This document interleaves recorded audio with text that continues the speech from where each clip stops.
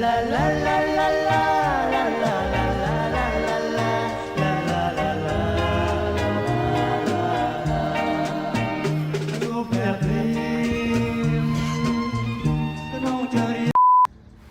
ស្តីអ្នកគ្នា Welcome to my blog ថ្ងៃនេះក៏podcast ពីឡើងអ្នកនរគ្នាណាគេចេញចូលកពតធ្វើការដោយការទី2ខ្លះថ្ងៃនេះខ្ញុំជិះវិទ្យាមករៀងបន្លំដែរអញ្ចឹងមកដល់កពត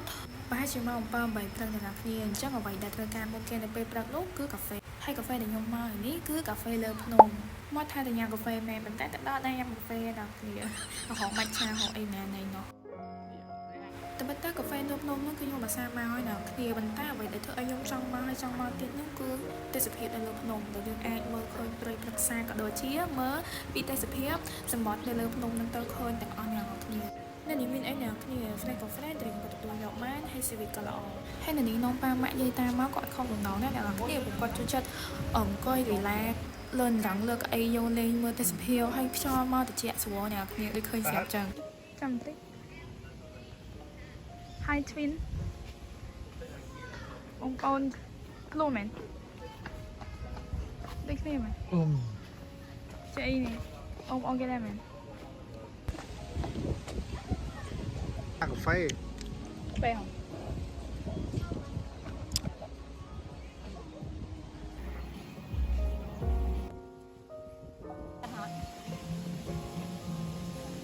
ហត់អំពី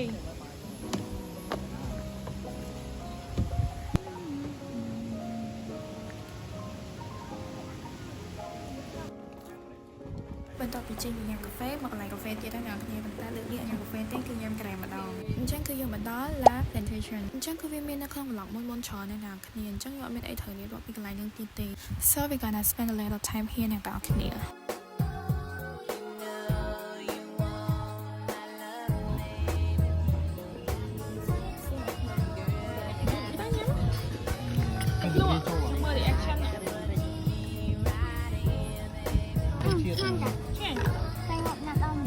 មើលញ៉ាំបានវិញហ្នឹងម៉ែលក់ភ្លុកមកតែអ្នកចូលមកទាំងអស់មិញឌៀមមួយហើយផ្នែកអ្នកនរគ្នាគឺយើងបានចូលផ្សារកែបដើម្បីទិញម្ហូបទុកញ៉ាំនៅកពតហើយនេះគឺម៉ូយដងខ្ញុំហ្នឹងអ្នកនរគ្នាឃ្លា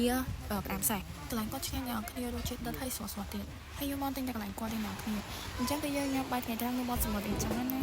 ញ៉ាំបាយនៅកែបមួយផ្លែតប៉ាក់បាត់ដល់កពតបាត់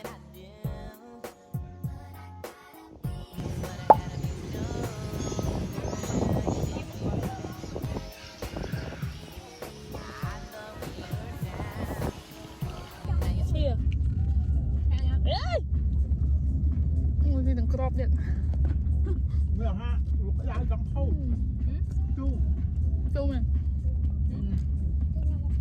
ចឹងគឺយើងគេនិយាយនៅកពតគាត់ថារកប្រាក់តិចដូច30 មីលគឺមកតាចាំវីដេអូរបស់ខ្ញុំមានតែប៉ុណ្ណឹងអ្នកគ្នាបាយបាយ